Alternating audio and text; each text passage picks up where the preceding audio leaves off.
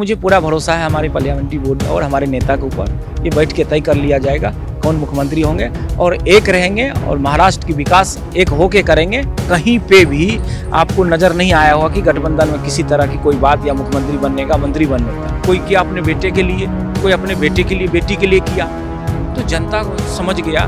तो जैसे ही झारखंड जीत गए तो बहुत अच्छी बात है, और महाराष्ट्र हार गए तो ईवीएम खराब है, चुनाव आयोग खराब है, वहाँ के प्रशासन खराब है। ये दोहरी चरित्र जो है, ये इंडिया गठबंधन की जो है दोहरी चरित्र जो है ये सामने आया है।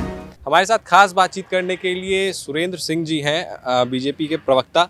सुरेंद्र जी, जिस तरीके की तस्वीर महाराष्ट्र से सामने आ रही है, कैसे देखते हैं? क्योंकि महाविकास आघाड़ी और जो क्षेत्रीय पार्टी आपके साथ है, जो शिवसेना टूटी, एनसीपी टूटी, अजित पवार गुट आपके तरफ आ गए, महाविकास आघाड़ी बिल्कुल कमजोर दिख रही थी। लेकिन कहीं ना कहीं ये दावा किया जा रहा था कि महाविकास आघाड़ी के जो मुख्य नेता है, चाहे वो उद्धव ठाकरे हों, बाला साहेब के बेटे, या फिर शरद पवार खुद हों, वो वहाँ पर मौजूद थे, लेकिन असली पार्टी उन्हें नहीं माना गया। क्या ये सहयोगी दल की वजह से ऐसा तस्वीर दिख रहा है? नहीं, देखिए, हमारा जो एजेंडा था प्रदेश का विकास करना, महाराष्ट्र की विकास करना, लाडली योजना हो या तमाम ऐसे योजनाएं थी जो ज़मीनी स्तर तक पहुंचाने का काम हमारे कार्यकर्ताओं ने किया। और मोदी जी का जो नेतृत्व है वो बहुत मजबूत है। मजबूती के साथ जो है महाराष्ट्र की जनता के बीच में हमारे कार्यकर्ता गए और उनको समझाने में कामयाब रहा। और हमारा जो गठबंधन है वो गठबंधन भी हमारा मजबूत था। हमारे गठबंधन में कहीं पे भी आपने पूरे चुनाव के दरमियान आपने देखा होगा, कहीं पे भी आपको नज़र नहीं आया होगा कि गठबंधन में किसी तरह की कोई बात या मुख्यमंत्री बनने का, मंत्री बनने का। लेकिन जो महागठबंधन की, जो इंडिया गठबंधन की जो नेताओं थे, वो तो पहले दिन से ही स्वार्थ की गठबंधन किया था। और कोई किया अपने बेटे के लिए, कोई अपने बेटे के लिए, बेटी के लिए किया। तो जनता को समझ गया कि भाई ये परिवारवाद की जो है राजनीति के लोग कर रहे हैं, जनता की आवाज़ नहीं उठा रहे। जनता की बात तो कोई कर ही नहीं रहा, और जनता की बात अगर किसी ने किया तो वो हमारे नेताओं ने किया, हमारे गठबंधनों ने किया। तो हमारे गठबंधन को इसलिए वहाँ पे जीत हुई क्योंकि हम जनता की बात की और जनता के बीच में जाके उन लोगों को समझाने में कामयाब रहा।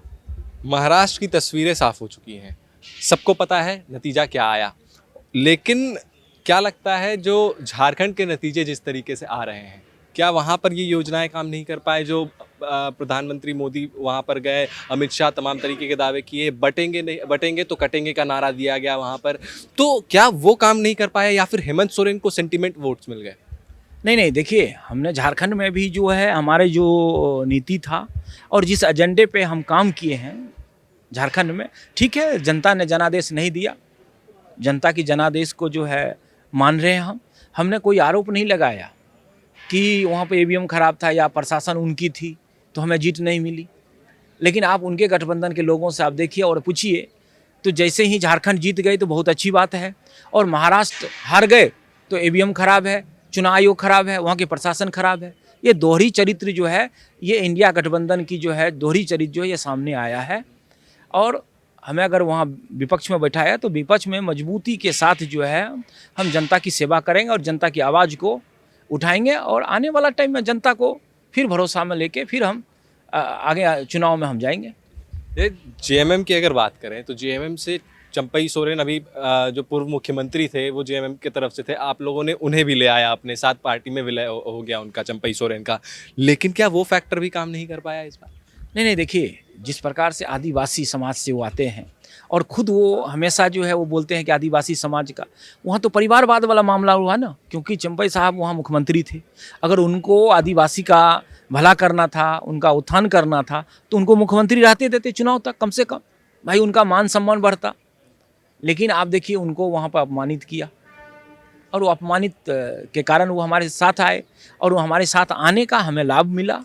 और जहाँ तक रहा पार्टी की बात, तो वहाँ पर देखिए जिस प्रकार से हमारा पहले विपक्ष में हम थे, उससे ज़्यादा मजबूती के साथ अभी हम हैं झारखंड में। अगर हम महाराष्ट्र की बात करें, तस्वीरें साफ हो चुकी हैं, एनडीए की सरकार बन रही है, मुख्यमंत्री का चेहरा कौन होगा? क्या बीजेपी, या फिर अभी भी संभावना है कि कोई घटक दल के मुख्यमंत्री बनाया जा सकता नहीं नहीं, देखिए एक चीज़ आपको मानना पड़ेगा कि महाराष्ट्र में जिस प्रकार से हमारी गठबंधन मजबूती के साथ रहा, तो गठबंधन की बैठक होगी और हमारे पार्लियामेंट्री बोर्ड जो है ये तय करेगा कौन मुख्यमंत्री होगा कौन नहीं होगा। इसमें कहीं से किसी प्रकार का कोई शक नहीं है, कोई दिक्कत नहीं है। है? आपने एक पोस्टर ले रखा है, एक है तो सेफ है। क्या अगर भारतीय जनता पार्टी ये कहती है कि मान लीजिए देवेंद्र फडणवीस को अगर हम बनाते हैं मुख्यमंत्री, तो एकनाथ शिंदे खुश होंगे, अजीत पवार खुश होंगे, उनको कैसे आप मनाएंगे? क्या वो एक रह पाएंगे ये डिसीजन के बाद? नहीं, बिल्कुल एक रहेंगे, क्योंकि चुनाव हम साथ में लड़े हैं और इससे पहले भी हमारी पार्टी उससे ज़्यादा वहाँ पर सीट थी हमें, तब हमने उनको मुख्यमंत्री बनाने का काम किया, हमने सम्मान देने का काम किया।